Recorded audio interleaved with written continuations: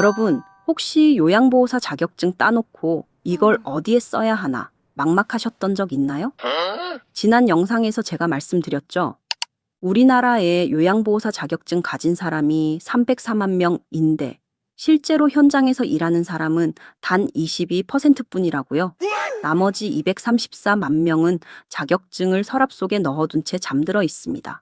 그런데 오늘은 조금 다른 이야기를 하려고 합니다. 그 잠자는 자격증, 요양원 말고도 쓸 데가 생각보다 많다는 겁니다. 특히 2026년 지금 가장 주목받고 있는 병원 동행 매니저라는 직업을 중심으로 여러분이 미처 몰랐던 숨은 일자리까지 낱낱이 파헤쳐 보겠습니다. 대신 약속 하나 할게요. 인터넷에 떠도는 장밋빛 과장은 다 빼고 실제로 어떻게 취업하고 얼마나 버는지, 어떤 함정을 조심해야 하는지 솔직하게만 말씀드리겠습니다. 먼저 질문 하나 드릴게요. 지금 여러분의 부모님 혹은 주변 어르신이 병원에 가야 하는데 아무도 동행해 줄 사람이 없다면 어떨까요? 아침 일찍 일어나 접수하고 진료받고 검사하고 약 타는 것까지. 생각보다 복잡한 절차죠. 그런데 이걸 혼자 해내기 힘든 분들이 정말 많습니다. 대표적인 게 바로 혼자 사는 어르신들이에요. 우리나라 1인 가구는 이미 800만 가구를 넘어섰고 전체 가구의 3분의 1을 훌쩍 넘습니다. 초고령 사회로 접어들면서 혼자 사는 어르신은 나날이 늘고 있습니다. 병원에 가야 하는데 몸이 아파 혼자 움직이기 힘든데 곁에서 도와줄 가족이 없는 겁니다. 자식들은 맞벌이로 바쁘고 어떤 분들은 자식이 아예 외국이나 타지에 살죠. 바로 이 사회적 공백을 메우기 위해 생긴 직업이 병원 동행 매니저입니다. 이름 그대로 병원 갈 때 동행하고 모든 진료 절차를 도와주는 사람이죠. 그런데 단순히 팔짱만 끼고 다니는 일이라고 생각하시면 오산입니다. 병원 가기 전에 어르신 상태를 미리 파악하고 필요한 서류를 챙기고 병원에 도착하면 접수부터 수납까지 함께 합니다. 진료실에서는 의사 선생님 말씀을 알아듣기 쉽게 설명해 드리고 검사 받을 때는 이동 안전을 책임지고 약국에서는 복용법까지 꼼꼼히 알려드립니다. 집에 무사히 도착하고 보호자에게 진료 내용을 정확히 전달하는 것까지가 이분들의 몫이에요. 생각보다 훨씬 전문적인 돌봄 서비스인 거죠. 그럼 병원 동행 매니저가 되려면 뭐가 필요할까요? 정답부터 말씀드리면 병원 동행 매니저는 아직 국가 공인 자격증이 아닙니다. 민간 자격증이에요. 그런데 여기 아주 중요한 함정이 있습니다. 인터넷이나 유튜브를 검색해 보면 병원 동행 매니저 자격증 따세요 하면서 수십만 원, 많게는 100만 원 넘는 교육비를 결제하라는 광고가 정말 많습니다. 그런데 현실은 다릅니다. 병원 동행 매니저로 취업하는 가장 확실한 방법은 비싼 민간 자격증이 아니라 이미 취업 시장에서 인정받는 요양보호사, 사회복지사 2급 간호조무사 자격증을 활용하는 겁니다. 실제로 병원 동행 서비스를 운영하는 서울시, 성남시 같은 지자체와 대부분의 기관은 이 세 가지 국가 자격증 소지자를 우선적으로 채용합니다. 물론 병원 동행 민간 자격증이 아예 쓸모없다는 건 아니에요. 다만 이건 우대사항이지 필수사항이 아니라는 점 꼭 기억하셔야 합니다. 그러니 누군가 비싼 돈 내고 병원 동행 자격증을 따라고 권유한다면 그 말을 100% 믿고 덜컥 결제하시면 안 됩니다. 여러분이 이미 요양보호사 자격증을 가지고 있다면 취업에 필요한 조건 대부분을 이미 갖춘 셈이니까요. 이제 여러분이 가장 궁금해 하실 돈 이야기를 해볼까요? 병원 동행 매니저 시급은 대략 2만 원 선입니다. 지자체 연계 사업은 시간당 12,000원에서 2만 원 정도예요. 서비스는 보통 기본 2시간 이상 제공되죠. 만약 일주일에 2번, 한 달에 8번, 하루 2시간씩만 일한다고 하면 한 달에 대략 32만 원 정도 벌 수 있습니다. 이건 아주 최소한으로 일했을 때의 이야기예요. 그럼 최대로 일하면 얼마까지 벌 수 있을까요? 주말에도 쉬지 않고 매일 일하고 하루에 2건 이상 소화한다고 가정하면 한 달에 200만에서 240만 원까지도 가능하다고 합니다. 단, 이건 업체마다 다르고 각종 수수료를 뺀 금액이기 때문에 모든 사람이 이만큼 버는 건 절대 아닙니다. 여기서 중요한 건 이 직업이 프리랜서 형태로 운영된다는 점이에요. 프리랜서이기 때문에 스케줄을 내가 직접 조절할 수 있다는 게 가장 큰 장점입니다. 요양원처럼 매일 정해진 시간에 매여 있는 게 아니라 내가 되는 시간대만 열어두고 들어온 요청을 받는 구조죠. 그런데 말이죠. 병원 동행 매니저가 되려면 사람을 잘 챙기는 따뜻한 마음만으로는 부족합니다. 의외로 디지털 기기 활용 능력이 굉장히 중요해요. 요즘 병원에는 키오스크가 정말 많잖아요. 접수도 키오스크로 하고 수납도 키오스크로 하죠. 어르신들은 이런 기계를 굉장히 어려워하십니다. 그래서 병원 동행 매니저는 이 키오스크를 자유자재로 다룰 수 있어야 하고 스마트폰으로 지도 앱을 켜서 길을 찾고 택시를 호출하는 것도 자연스럽게 해낼 수 있어야 합니다. 실제 채용 공고를 보면 신장 155cm 이상이라는 조건이 붙는 경우도 있습니다. 이건 어르신을 부축할 때 힘을 쓸 수 있는 체격을 의미하는 거겠죠.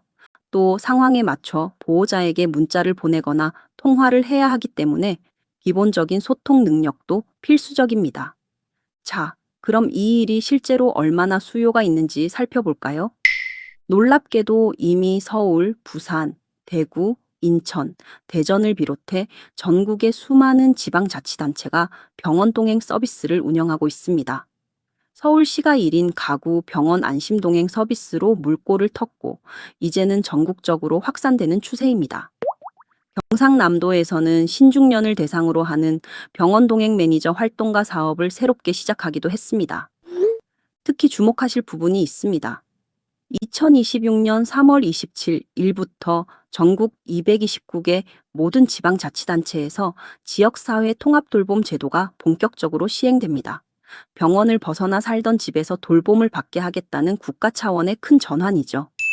병원 동행 서비스는 지금은 민간 영역에서 자생적으로 운영되고 있지만 정부 로드맵에 따르면 2028년을 기점으로 이 국가 통합 돌봄 체계 안에 공식적으로 편입될 예정입니다. 쉽게 말해 지금은 낯선 이 직업이 몇 년 안에 국가가 인정하는 정식 돌봄 인력으로 자리 잡는다는 뜻입니다.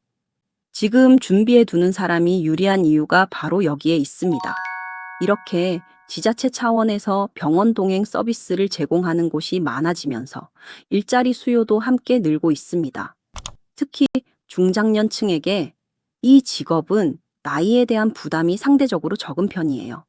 실제 활동하시는 분들을 보면 50대부터 70대까지 다양하게 분포하고 있고 오히려 또래 어르신을 더 잘 이해할 수 있다는 점에서 나이가 많은 것이 장점으로 작용하기도 합니다.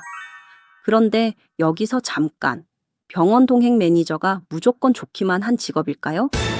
솔직히 말씀드리면 이 직업에도 분명 어려운 점이 있습니다. 첫 번째, 날씨가 아무리 안 좋아도 일정이 잡혀 있으면 반드시 나가야 합니다.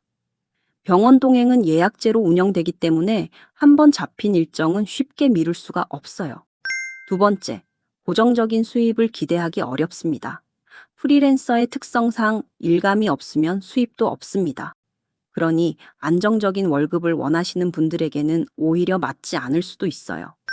세 번째, 병원에서 진료가 길어지거나 예상치 못한 상황이 생겼을 때 유연하게 대처해야 하는 부담감도 있습니다. 좋은 점만 보고 뛰어들면 실망할 수 있으니 이런 현실도 꼭 알고 시작하셔야 합니다. 자, 그럼 이제 병원 동행 매니저 말고 요양보호사 자격증을 활용할 수 있는 다른 직업들도 함께 살펴보겠습니다. 첫 번째는 생활지원사라는 직업입니다.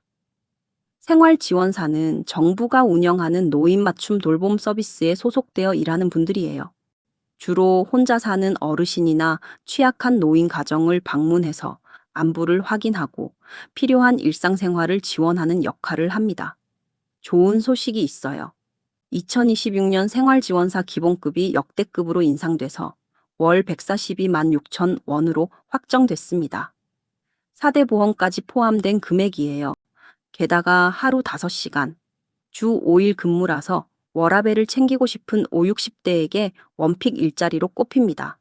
요양보호사 자격증이 있으면 채용에 상당히 유리합니다. 단, 한 가지 주의할 점. 생활지원사는 방문 요양보호사 업무와는 겸직이 금지되어 있으니 이 부분은 꼭 확인하세요. 두 번째는 시니어 인지활동사입니다. 여러분, 치매 어르신 수가 정말 빠르게 늘고 있다는 사실 알고 계시죠? 초고령 사회에 진입하면서 치매 환자 수도 급증하고 있고, 이에 따라 어르신들에게 인지 자극 활동을 제공하는 인지활동사 수요도 함께 늘고 있습니다. 요양보호사 자격증을 가진 분들은 이미 어르신과 소통하는 법을 잘 알기 때문에 이 분야 진출이 훨씬 수월해요. 주로 주간보호센터나 치매 전문 시설에서 근무하며 어르신과 게임을 하거나 미술, 음악 활동처럼 뇌를 자극하는 프로그램을 진행합니다. 세 번째는 웰다잉 지도사입니다. 웰다잉은 잘 죽는다는 의미로 인생의 마지막을 준비하도록 돕는 교육 전문가를 말합니다. 요양보호사 자격증을 가진 분들은 생애 말기 어르신이나 그 가족에게 좋은 마무리에 대해 상담하고 교육하는 역할을 할 수 있어요.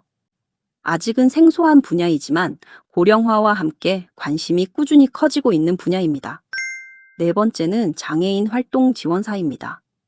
요양보호사 자격증을 가진 분들은 노인 돌봄뿐 아니라 장애인 돌봄 분야로도 진출할 수 있어요. 장애인 활동 지원사는 장애인의 일상생활을 돕고 병원 동행부터 외출 지원, 신체 활동 지원까지 폭넓은 서비스를 제공합니다. 2026년 기준 활동 지원사의 시급은 방문 요양보호사보다 다소 높은 편이에요. 단, 요양보호사 자격증만으로 바로 되는 건 아니고 활동 지원사 양성 교육을 따로 이수해야 합니다. 다만, 요양보호사나 사회복지사, 간호 관련 자격이 있으면 교육 시간이 크게 줄어드니 여러분에게는 진입 장벽이 훨씬 낮은 셈이죠. 자, 여기까지 들으시고 요양보호사 자격증 하나로 이렇게 다양한 길이 열린다는데 놀라셨을 겁니다. 그런데 정말 중요한 게 하나 더 있어요. 자격증이 아무리 좋아도 이것만으로 취업이 바로 되는 건 아니라는 점입니다. 이걸 놓치는 분들이 정말 많아요. 자격증은 단지 관문일 뿐입니다. 진짜 승부처는 그 다음이에요. 예를 들어 볼까요? 운전면허를 땄다고 바로 버스 기사나 택시 기사가 되나요? 그렇지 않죠.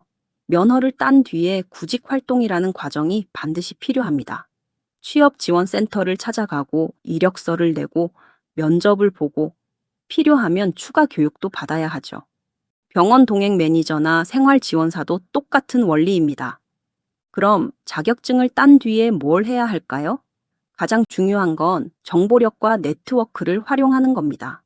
혼자 인터넷 검색만으로 좋은 일자리를 찾는 건 사실상 어렵다고 봐야 해요.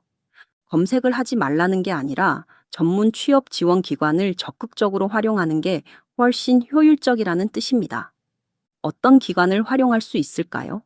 지금 사시는 지역의 고용복지센터가 가장 기본입니다. 40대 이상이라면 중장년 내일 센터를, 여성이라면 여성 새로 일하기 센터나 여성 인력개발센터를 찾아가면 맞춤형 취업 상담을 받을 수 있어요. 60대 이상 어르신은 시니어 클럽이나 대한노인회 취업지원센터를 이용할 수 있고요. 이 밖에도 각 지자체가 운영하는 50플러스 재단 같은 다양한 프로그램이 여러분을 기다리고 있습니다. 여기서 특히 중요한 게 있습니다. 이런 기관을 통하면 취업 상담뿐 아니라 병원 동행 매니저나 생활지원사 양성 교육 과정도 안내받을 수 있어요. 실제로 여러 지역에서 이런 양성 과정을 모집하고 있습니다. 그리고 국민 내일 배움 카드를 활용하면 교육비 부담을 크게 줄일 수 있어요. 내일 배움 카드는 기본 300만 원, 특정 요건을 충족하면 200만 원을 추가해서 최대 500만 원까지 5년 동안 정부가 교육비를 지원해주는 제도입니다. 이 카드로 요양보호사 교육이나 관련 교육을 국가 지원을 받아 들을 수 있다면 굳이 비싼 돈 내고 민간 교육기관에 갈 이유가 전혀 없어지는 거죠. 그리고 꼭 기억하셔야 할 것 하나. 이 직업들은 사람의 몸과 마음을 다루는 일이기 때문에 무엇보다 성실함과 책임감이 정말 중요합니다.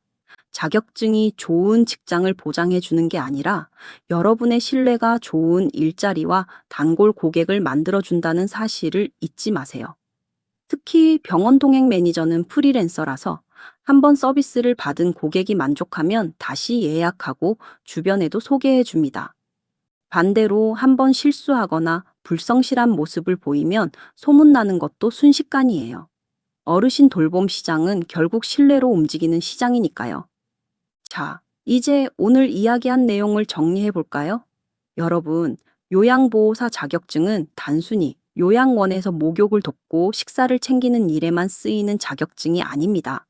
이 자격증은 세상 모든 사람이 늙고 병들고 누군가의 도움이 필요해지는 순간을 대비하는 가장 실용적인 도구가 될 수 있어요. 첫째, 병원 동행 매니저. 프리랜서로 내 스케줄을 조절하며 일할 수 있고 시급 2만 원 수준의 최대 월 200만 원 이상까지도 바라볼 수 있는 직업이죠. 이미 요양보호사 자격증이 있다면 취업 조건 대부분을 갖춘 셈입니다.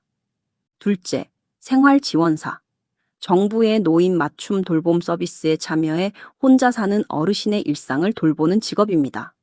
2026년 기준 월 142원대의 안정적인 급여에 하루 5시간 근무라 안정성을 원하는 분께 딱이에요.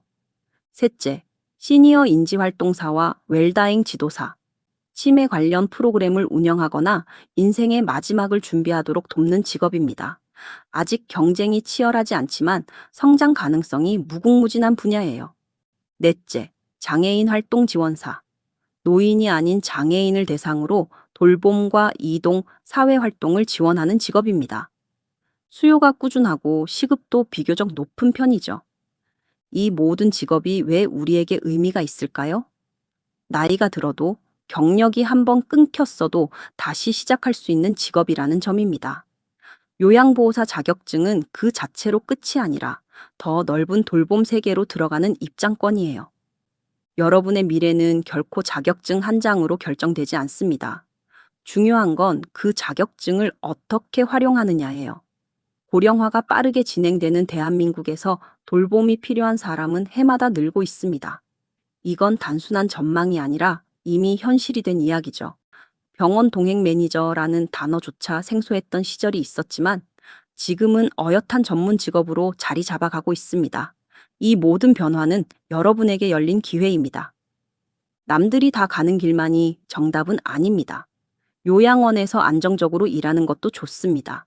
하지만 때로는 새로운 길을 개척하는 용기가 더 큰 성취를 가져다 주기도 합니다. 자격증을 이미 취득하셨다면 이제 주저하지 마세요. 여러분의 삶을 바꿀 선택은 바로 지금, 이 순간부터 시작될 수 있습니다. 초고령 사회, 그리고 1인 가구 시대. 돌봄이 필요한 누군가의 손을 잡아주는 사람, 그 사람이 바로 여러분이 될 수 있습니다. 용기를 내시길 바랍니다. 지금이 바로 시작할 때입니다. 오늘도 시청해 주셔서 진심으로 감사합니다.